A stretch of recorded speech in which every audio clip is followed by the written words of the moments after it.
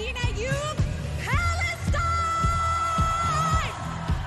Simula pa lang ng kompetisyon, mataas na agad ang energy ng mga kandidata ng Miss Universe 2025. Suot ang silver dress, isa-isang nagpakilala ang mga beauty queen. Malakas ang cheer sa mga Latinas, Thailand at Miss Universe Philippines at Atisa Manalo. Maria Atisa Manalo, Pilipinas!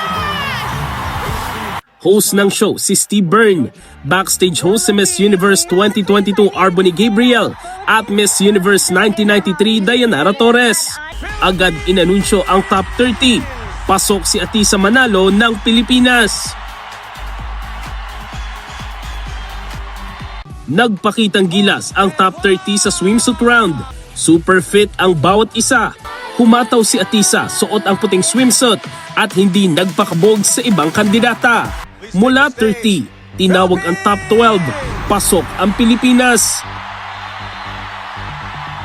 Sa evening gown competition, stunning at elegant ang top 12 pero umangat ang gandang Pinay.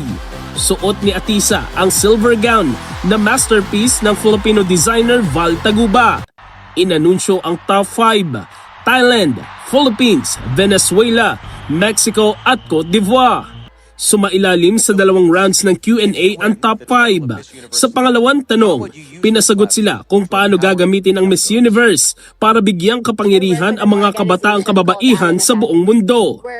Powerful at mula sa puso ang naging sagot ni Atisa. It doesn't matter what your life circumstances is.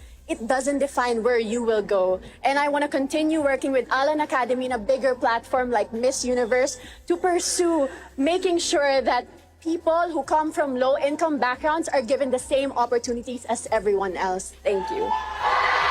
Bago i-anunsyo ang winners, nag-final walk muna si Miss Universe 2024 Victoria Talvig na naging emosyonal.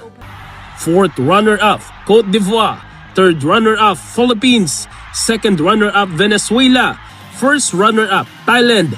At ang bagong Miss Universe 2025, Fatima Bosch ng Mexico. Mexico!